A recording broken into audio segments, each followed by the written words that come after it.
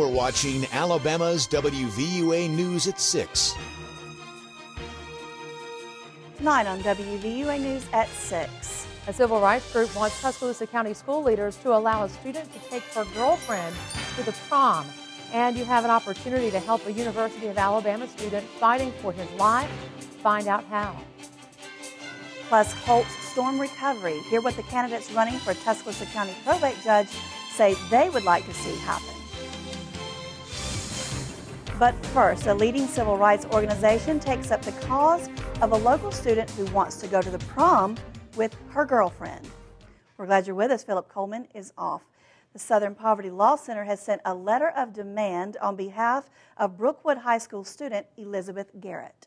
And according to Sam Wolf, lead attorney with the SPLC, they're demanding that school officials end policy banning same-sex couples from the school prom. Wolf says Garrett, a sophomore at Brookwood, wants to attend the prom with another female Brookwood High School student. Wolf told WVUA during the winter break there was also an incident where Garrett was forced to remove her sweatshirt, including an expression of acceptance of gay people.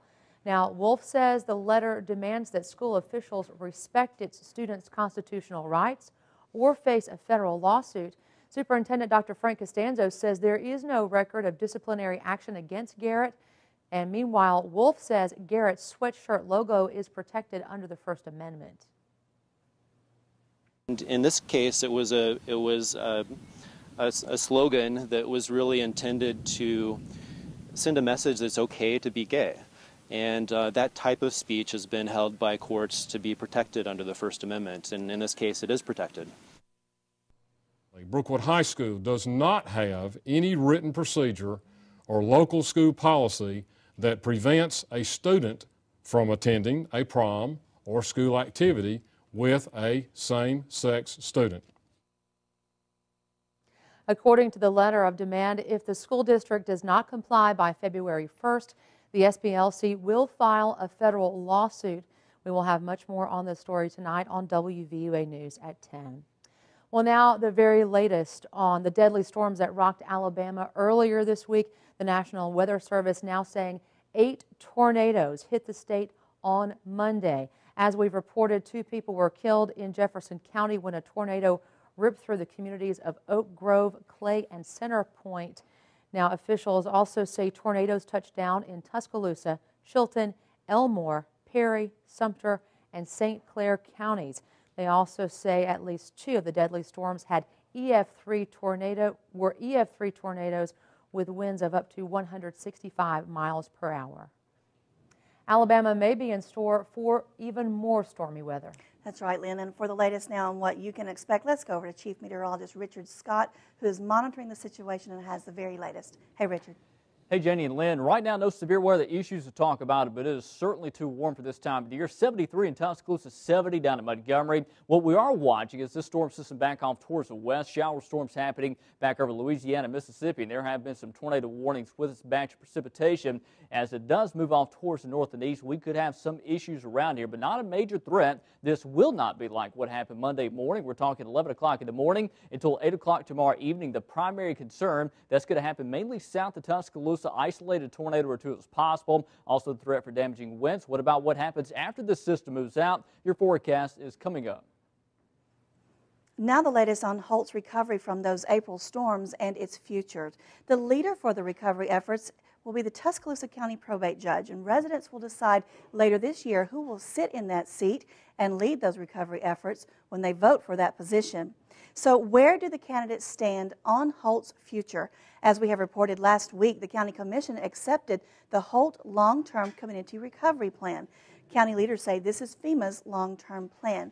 Today, we spoke with the 3 candidates running for Tuscaloosa County probate judge, and we asked them to share with us what they would like to see happen in the community of HOLT. And here's what they said.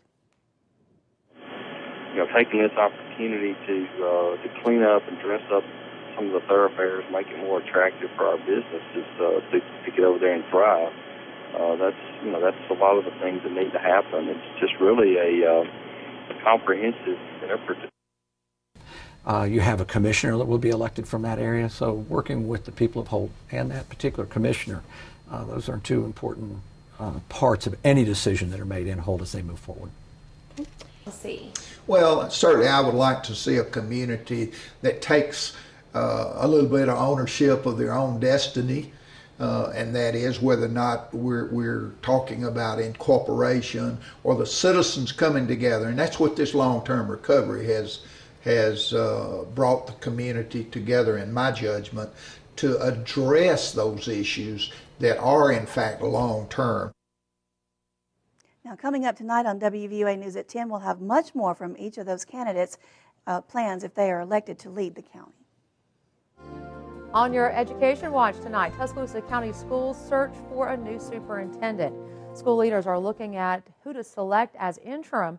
As we've reported, Dr. Frank Costanzo will retire in March, and today the board met to look at who will serve in his place while they search for a new leader.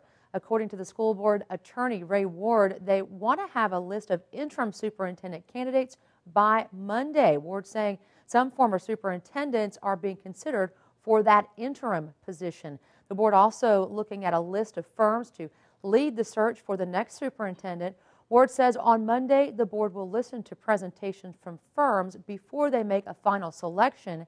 He says under the law, the board has 180 days from Costanzo's retirement date to select a new superintendent. We'll keep you posted.